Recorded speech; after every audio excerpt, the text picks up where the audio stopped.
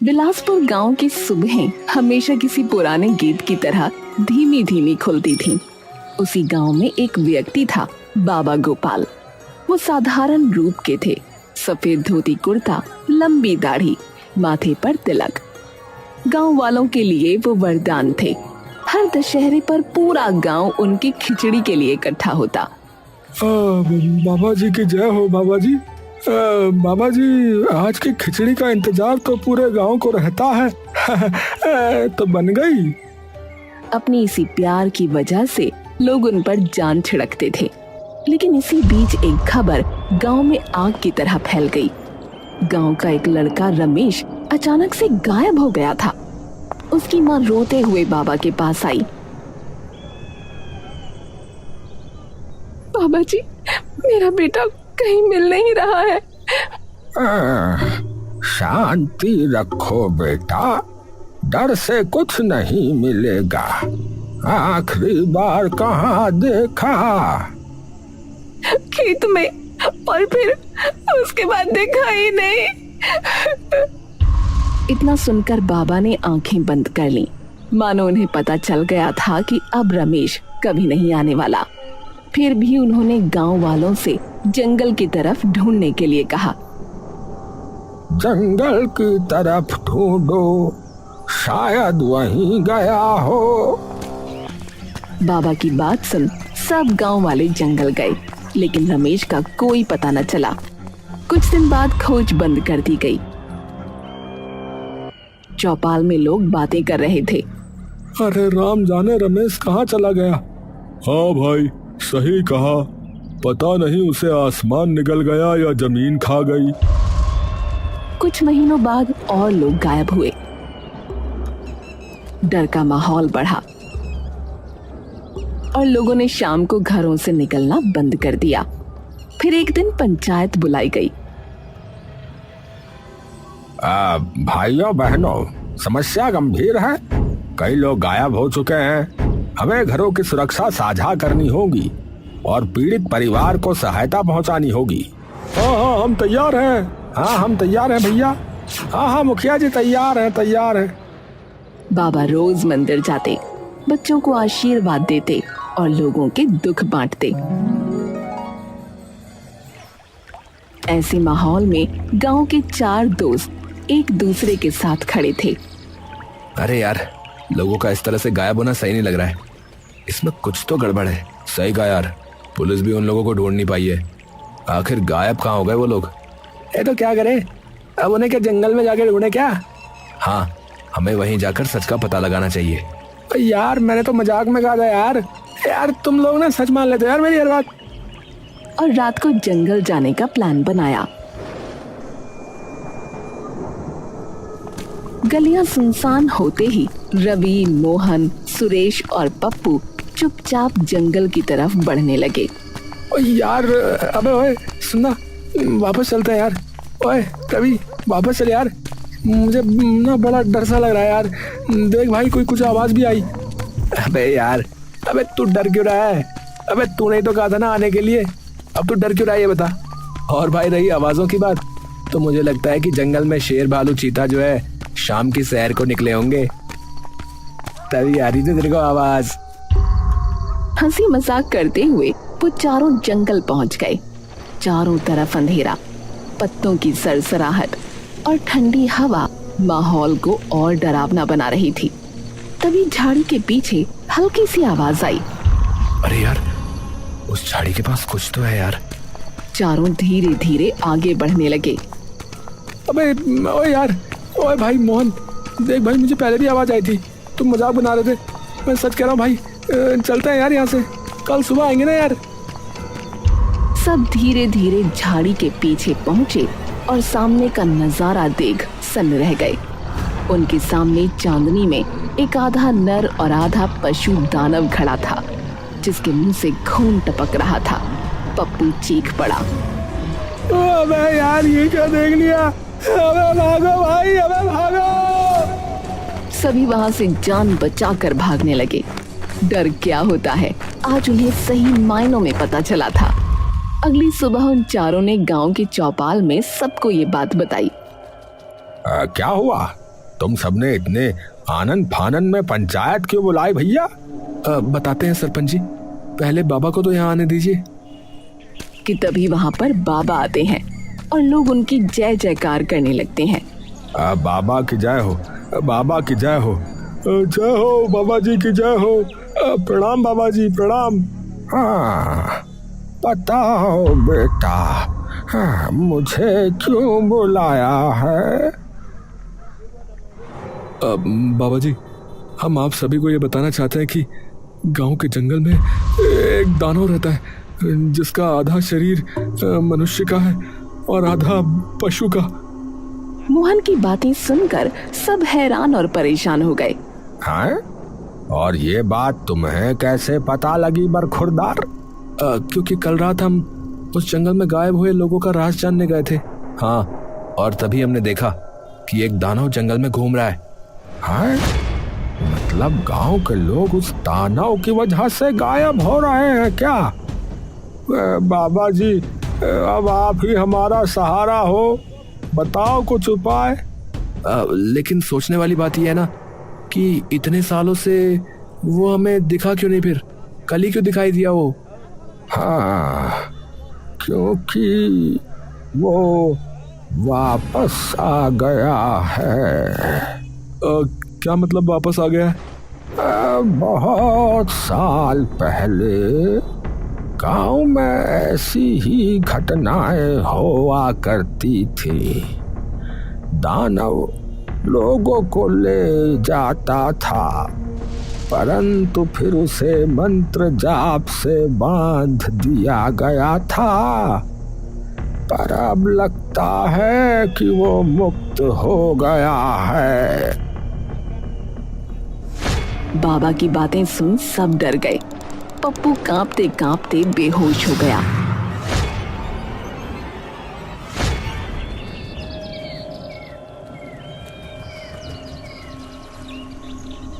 कुछ दिन बाद रवि, सुरेश, मोहन और पप्पू बाबा की कुटिया पहुंचे। दरवाजा खुला, अंदर धुंधली रोशनी और अजीब गंध थी। अरे बाबा जी तो यहाँ नहीं है, दरवाजा खुला कैसे रह गया फिर? अरे यार, ये बदबू कैसी है यार? जैसे कुछ सड़ रहा हो यहाँ पर। बहुत गंदी बदबू आ रही है यार। अबे यार, अबे देखो, ये दीवारों पे गीले गीले धब्बे। अबे यार, ये ऐसा लग रहा है ना जैसे किसी ने ताजा खून पोंछा हो। अभी देख देख। हाँ यार, सही कहा।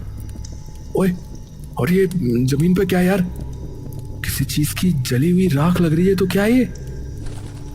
तभी बाहर से खड़खड़ाते कदमों की आवाज आई।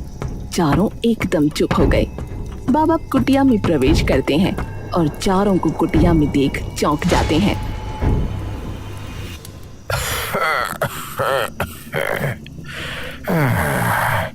अरे बेटा, तुम सब यहाँ कैसे? जी बाबा, हम आपसे एक बहुत जरूरी बात करने आए थे। कहो बेटा, डर क्यों है तुम्हारे चेहरों पर? मेरी कुटिया में तो सब सुरक्षित है। बाबा, क्या उस दानव को भगाने का कोई उपाय है? वही जानने आए थे। बाबा कुछ पल चुप रहते हैं, फिर आंखें बंद करके माला फेरते हुए बोलते हैं। उपाय है बेटा, पर कठिन है। दानव शुद्धि से डरता है। जहाँ गाय का दूध, गंगा जल और पीपल की पत्तियां छिड़की जाएं, वहाँ उसकी शक्ति नहीं टिकती। मतलब हमें इन तीनों चीजों का प्रयोग करना होगा? हाँ, लेकिन सावधान रहना, दानव चालाक होता है। हाँ। रात को चारों दोस्त बाबा के बताए हुए मिश्रण को लेकर जंगल जाते हैं। ठंडी हवा चल रही थी और अंधेरा भी गहरा गया था। तभी झाड़ियां हिलने की आवाज सुनाई दी। ओ यार ध्यान से। ये जगह मुझे बहुत खतरनाक लग रही है यार। ओ यार यार मैंने पहले कह दिया था इसमें नहीं फंसना चाहिए था हमें। आप चलो फंस ही गए तो अब जल्दी करो भाई, जो करना है फटाफट करो, फिर घर जाते हैं। मेरे को भूख भी लग रही है, खाना भी खाना है। ओए चुप चुप चुप, देखो वहाँ झाड़ियों के बीच कुछ हिल रहा है यार, देखो। चारों ने चौंक कर झाड़ियों की ओर देखा। कुछ पल के लिए अंधेरा और डरावना सन्नाटा, फिर धीरे धीरे लाल जलती आंखों वाला दानव झाड़ियों से बाहर आया। वो अपने आधे इंसान और आधे जानवर वाले रूप में ही था। अरे यार ये तो वही है यार, वही है ना। अरे यार शांत रहो ना यार, बाबा ने जो बताया था वही करना है, समझे? शांत रहो। दानव की ओर बढ़ते हैं, लेकिन तभी वो पीछे हटने लगता है और भागता हुआ जंगल की गहराई में चला जाता है। भाई मेरे को तो हार्ट अटैक होते होते बचाया लग रहा है भाई, लेकिन ये तो भाग गया है। अब क्या करें? मुझे लगता है यार कि ये डर गया। चारों कुछ देर जंगल में उसकी तलाश करते हैं, लेकिन वो उन्हें कहीं नहीं दिखता। अगली सुबह चारों मिलते हैं, लेकिन रवि कुछ सोच रहा होता है। तब मोहन कहता है, ओए रवि, इतना क्या सोच रहे हो यार? यार मुझे ना कुछ अजीब ही लग रहा है यार। किस बारे में? यार वो बाबा जी के बारे में यार। देखो हम बाबा जी के कहने पर ही तो जंगल गए थे ना, वहां पर हमें दानव मिला और फिर हमें देखकर भाग गया। ओ यार तो इसमें इतनी अजीब क्या बात है बताओ?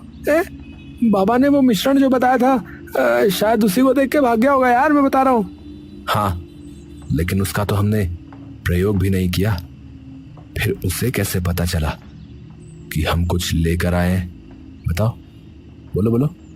हाँ यार, ये तो बिल्कुल सही बात कही तुमने, हमने तो ये बात सोची नहीं। और तुमने देखा कि हमें देखते ही वो वहां से भाग भी गया। हाँ यार, मानो हमें बहका हो। और एक बात नोट की तुम लोगों ने? वो जो गंध वहां से आ रही थी यार, वो वैसी थी जो बाबा जी की कुटिया से आ रही थी। ध्यान दिया? अरे हाँ यार, तू सही कह रहा भाई। यार पता है, मुझे लग रहा है कि हमें ना इन बाबा जी पर नजर रखनी होगी भाई, कहीं कुछ गड़बड़ ना निकले। हाँ तो ठीक है यार, आज रात हम बाबा जी पर नजर रखेंगे, फिर और क्या।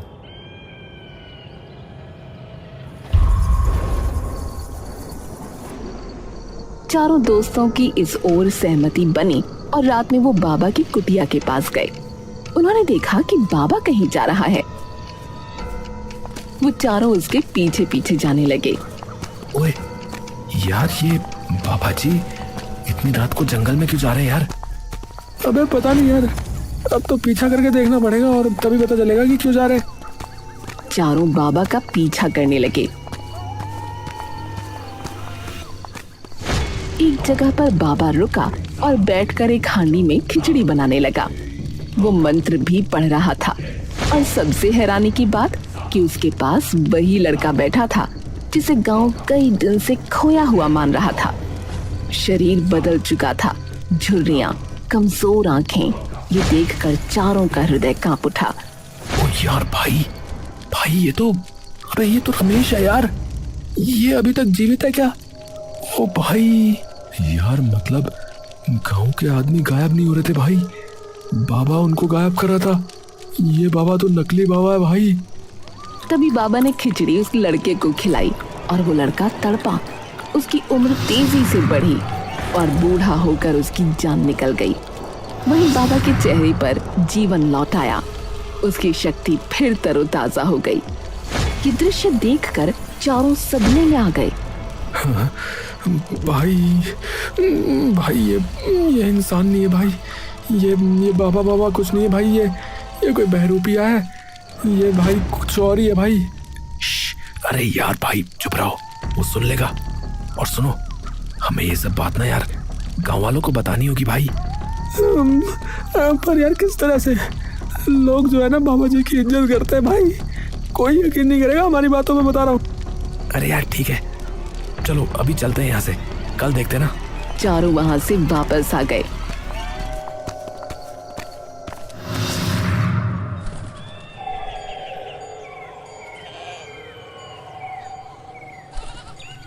और फिर अगली सुबह बाबा लोगों को खिचड़ी बांट रहा था। तभी रवि अपने दोस्तों से बोला, जरा देखो तो इस नकली बाबा को, रात में लोगों को मारता है और दिन में इनका भगवान बन जाता है। इसे इसके कर्मों की सजा मिलनी चाहिए। भाई लेकिन कैसे? पता नहीं यार, लेकिन इस खिचड़ी का राज भी जानना होगा हमें। मुझे तो इस खिचड़ी में भी कुछ गड़बड़ जाला लग रहा है। अगली रात चारों फिर जंगल गए, लेकिन इस बार बाबा ने उन्हें देख लिया। उत्तरी, ओ यार बाबा ने देख लिया हमें। चलो भागो भाई भागो, ओ भागो भाई, भाग भाई भाग। चारों दोस्त जान बचाने के लिए भाग रहे थे, पेड़ों से टकराते, जमीन पर गिरते पड़ते, हांफते हुए। अचानक रवि मुड़कर देखता है। अरे अरे पप्पू कहाँ है? लगता है पीछे रह गया। क्या पीछे रह गया? अबे यार जल्दी देखो, कहीं यहाँ वहाँ गिर तो नहीं गया जंगल में। तीनों पीछे भागते हैं। चांदनी में हल्की झलक मिलती है। पप्पू जमीन पर तड़प रहा था और उसी आधे इंसान रूपी दानव ने उसकी गर्दन जकड़ रखी थी। पप्पू पप्पू, अरे छोड़ दे उसे, छोड़ दे भाई, भाई भागो भाई, मुझे छोड़ दो, मुझे छोड़ दो। दानव गरजता है। उसकी आंखें आग की तरह चमक रही थीं। वो हाथ में जकड़े पप्पू को और ऊपर उठाता है।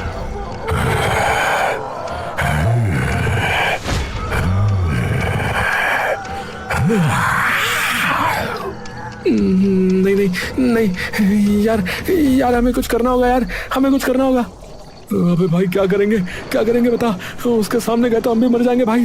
देख नहीं रहा उसको, हवा में उठा रखा है उसने। अरे यार लेकिन पप्पू, पप्पू का क्या होगा यार?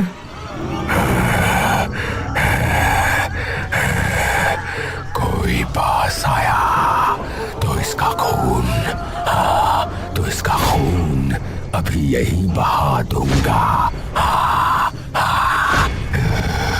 मुझे छोड़ दो। तीनों दोस्त सहम कर वहीं रुक जाते हैं। पप्पू की आंखें धीरे धीरे ढीली पड़ने लगती हैं। तभी बाबा का हाथ दानव के कंधे पर आता है। अरे नहीं भाई, इन्हें मत मारो। हाँ, यही तो अब मेरी साधना के पूरे होने की असली चाबी है हरिया। बाबा के मुंह से हरिया का नाम सुन चारों चौंक जाते हैं। तभी दानव अपने पूरे इंसानी रूप में आता है और वो हरिया होता है। क्या हरिया, हरिया तू दानव है क्या? तूने ये ठीक नहीं किया रे।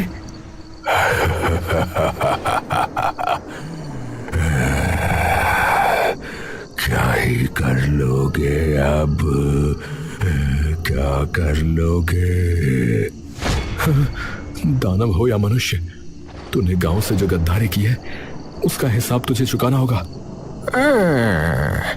फिलहाल तो अपने दोस्त की जान का हिसाब चुकाओ, वरना उसकी सांसें कम होने में ज्यादा टाइम नहीं लगेगा। हाँ। क्या क्या करना होगा हमें, क्या करना होगा बोलो?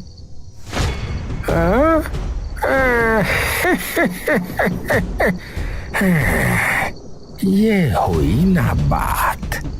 तुम तीनों को दशहरे की रात किसी भी गांव वाले को यहाँ लाना होगा। ध्यान रहे, थोड़ी भी चतुराई की तो तुम्हारा दोस्त मारा जाएगा। बाबा की बातें सुनकर तीनों के पसीने छूट गए, लेकिन अपने दोस्त की जान बचाने के लिए वो लोग शर्त को मान लेते हैं। ठीक है, ठीक है, हमें मंजूर है, लेकिन तब तक पप्पू को कुछ नहीं होना चाहिए बता रहे। जल्दी जल्दी जाओ, जल्दी, अब मुझसे रहा नहीं जा रहा है। जिनकी जिंदगी में रस है मैं उनसे फिर अपनी खिचड़ी बनाऊंगा और उनसे उम्र निकालूंगा। तीनों बाहर से बाबा का हुक्म मानते दिखे, पर भीतर उसकी ताकत खत्म करने की योजना बना रहे थे। यार पप्पू और गांव को बचाने का ना एक ही तरीका है यार। हाँ बोल, क्या तरीका रवि? यार बाबा की झोली से ना हमें वो किताब चुरानी होगी लग रहा है। उसमें ना यार जरूर कुछ ना कुछ राज छुपा होगा यार, मुझे लग रहा है।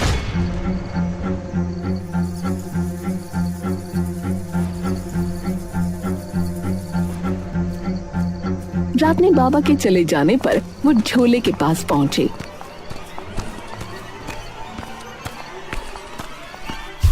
और किताब निकाल ली। हर पन्ने पर अलंकृत संकेत और डरावनी पहेलियां थीं। अरे यार ये कुछ लिखा है इस पन्ने पे, देखो। पढ़ो पढ़ो, क्या लिखा है? लिखा है कि जिसकी शक्ति रक्त से बढ़ती, अग्नि में उसकी छाया नहीं टिकती, उसकी मृत्यु के लिए चाहिए ठंडी शुद्धता और जन्म का दूध, जिसमें जड़ की ज्वाला मिलाकर बुझाई जाती है। अरे यार इसका क्या मतलब हो सकता है? तीनों ने देखा और समझने की कोशिश की कि ये संकेत स्पष्ट था कि बाबा की शक्ति किसी तरह की खिचड़ी धारा से जुड़ी है, जो लोगों के खाने पर उनकी उम्र खींचती है। पर क्या ठंडी शुद्धता और दूध से उसकी मौत संभव थी? यार शायद ना उसे किसी चीज से तोड़ा जा सकता होगा जिससे उसने लोगों की उम्र चुराई हो। ठंडा, पवित्र और दूध जैसा कुछ। यार हमें ना गांव की पुरानी कहानियों में भी देखना होगा, शायद कोई घरेलू उपाय हो ये।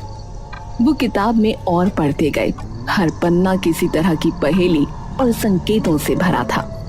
अंत में एक पन्ना ऐसा निकला जिस पर अंतिम लाइन थी एक तरह का अनुष्ठान निर्देश।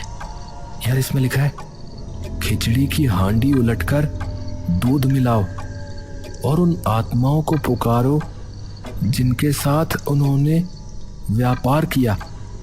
जब आत्मा अपने मालिक को खाए तब दूध में मिलाकर बंधन तोड़ दो। तीनों ने योजना बनाई। बाबा से छीनी गई आत्माओं की मदद लेंगे। आत्माएं सिर्फ सच्ची दिल की पुकार पर आती हैं। पप्पू को बचाने के लिए उन्हें आगे बढ़ना पड़ा। अरे यार अब ना चाहे कुछ भी हो जाए, पप्पू को और इस गांव को बाबा के चंगुल से छुड़ाने के लिए यार हमें आत्माओं को बुलाना ही होगा यार।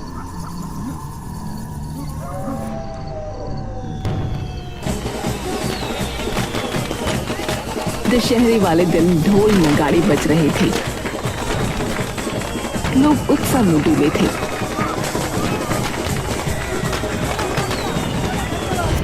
वो हांडी के पास पहुंचे। दोस्तों अब समय आ गया है, हांडी उलट दो। मोहन हांडी पलट देता है। सुरेश तुरंत पवित्र दूध का मिश्रण उसमें उड़ेल देता है। यार कर तो देंगे, पर अगर गलती हो गई तो भाई पप्पू गया फिर। अरे यार मंत्र पढ़ो ना यार, वरना देर हो जाएगी यार। तीनों कांपते हुए किताब के मंत्र पढ़ते हैं। हे भगवान, पप्पू को बचा लेना। हांडी से एक लंबी कराह उठती है। अचानक हवा में सैकड़ों परछाइयां उभरती हैं। अरे ये तो यार गांव वाले हैं यार। अबे देख भाई, ये सब गांव वाले हैं यार, जिनकी उम्र बाबा ने छीनी थी। ये तो वो सभी लोग हैं, ये सब लौटा है भाई। तभी बाबा वहां आ जाता है।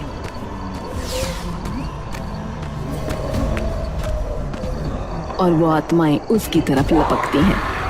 नहीं, तुम लोग मुझे छू नहीं सकते। मैं अमर हूँ। अमर नहीं, तुम्हारा हिसाब आज पूरा होगा। आत्माएं बाबा पर टूट पड़ती हैं। उसकी शक्ति बुझते दीपक की तरह खत्म होने लगी।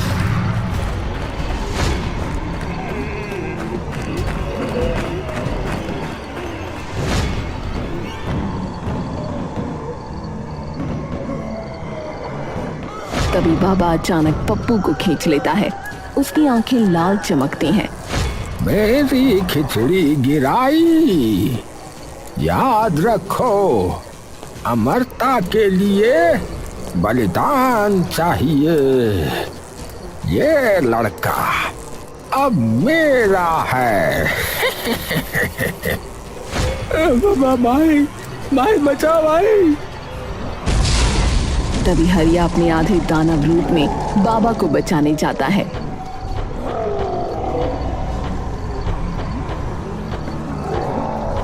पर वो आत्माएं उसे भी जकड़ लेती हैं।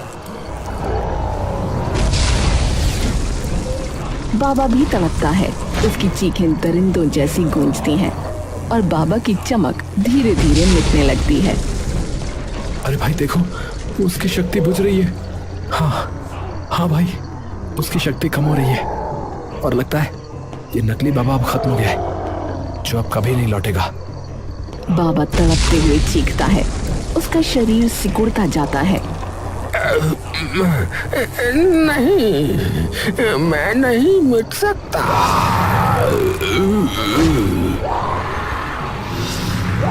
आखिरकार वो राख बनकर उड़ जाता है। भाई खत्म, भाई सचमुच खत्म हो गया भाई। पप्पू जमीन पर गिरा पड़ा हिलता है, फिर धीरे से आंखें खोलता है। भाई भाई मैं बच गया भाई, भाई मैं बच गया भाई। हाँ भाई, तू बच गया भाई, तू बच गया। अब तू आजाद है भाई। हाँ, और आखिरकार गांव भी आजाद हो गया यार। पूरा गांव वहां इकट्ठा हो चुका था और हरिया भी अपने पूरे इंसानी रूप में आ चुका था। रवि ने उससे पूछा, हरिया भैया, तुम दानव कैसे बन गए थे भाई? अरे भैया वो नकली बाबा जो है वो बाकी सबकी तो उम्र छीनता था भैया, पर उसने मुझे अपना जो है ना गुलाम बना रखा था। ये सब उसी ने किया था। पर अब भैया तुम लोगों की वजह से मैं भी आज आजाद हो गया हूँ भैया। मुक्ति मिल गई मुझे उस राक्षस के शरीर से। अरे भैया, इसीलिए तो हमारे यहाँ एक कहावत है कि अंत भला तो सब भला। चलो तुम चारों बच गए, ये बहुत अच्छी बात है, और हरिया भी ठीक हो गया, ये उससे भी अच्छी बात है। चलो भैया, सब मंगल ही मंगल हो गया अब तो। हाँ, इतनी बड़ी गुत्थी सुलझा दी। हम तो तुम्हें नकारा समझते थे। चारों दोस्त हंसने लगते हैं और अपने अपने घर को लौट जाते हैं।